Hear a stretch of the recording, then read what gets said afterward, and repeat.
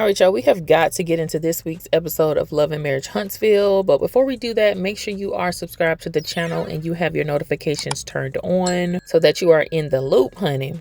Now, this week's episode of Love and Marriage Huntsville starts out with Ken and his friend having a conversation in his home about him being fed up with Trish. He's telling his friend how he's already been looking at different properties in case he needs to move out. Now, if you remember last season, towards the end of the season, him and Trish got into this huge argument and he starts threatening to take everything back. He starts talking about the things that he does for the family. Like, he was really pissed off. He also bought Trish's oldest son a car, which is, I think this had to do with an issue that Marquez had with him. So it seems like Ken is just the type of person that he'll buy you things, and if you piss him off, he's going to remind you that he did this for you. Sort of kind of like saying, don't bite the hand that feeds you. But I'm just a little confused because it seems like him and Trish have been kind of holding up this perfect relationship, and they come off like they don't really have many issues, but then when they have issues, it's like, okay, shit's about to hit the fan. Because correct me if I'm wrong, Ken also mentioned, okay, Marquez is the only issue that they really have, and without him in the picture,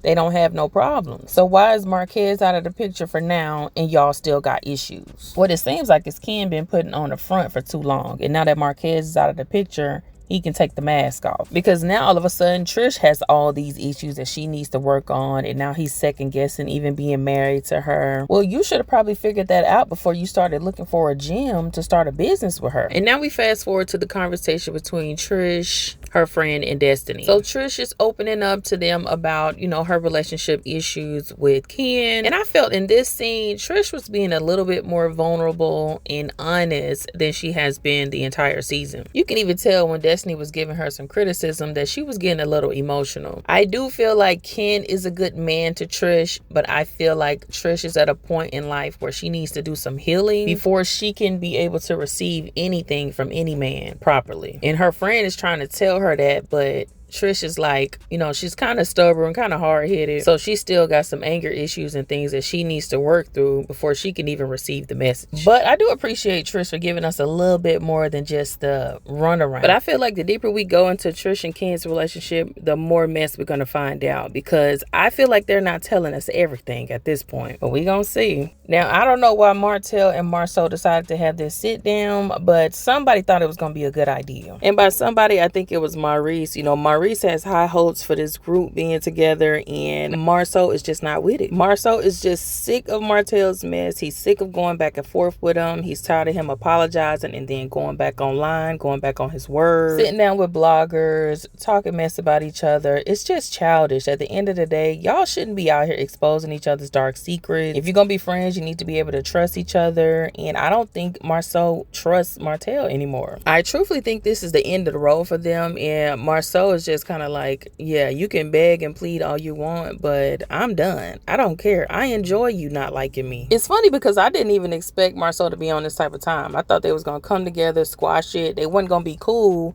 but I thought it was going to be more of like, okay, well, we can be cordial, but I don't hate you. But no, you got Martell saying, come on, man, let's get past this. Let's move on. And then Marceau is like, nah, that's not going to happen. So at this point, Martell needs to just move on, and they can all just share the same space, work together, but they'll never have a friendship again. And it is what it is at the end of the day, because y'all don't have to be friends to work together. But I think when Martell violated the bro code and he started telling their business, that's when he just cut everything off. But did y'all peep how Marceau kept calling Martell's girlfriend his fiance? And Martell didn't even correct him. So was there some secret proposal that I'm not familiar with? Did I miss it on the episode? Are they engaged? Somebody fill me in, because if it ain't happened, it's probably bound to happen.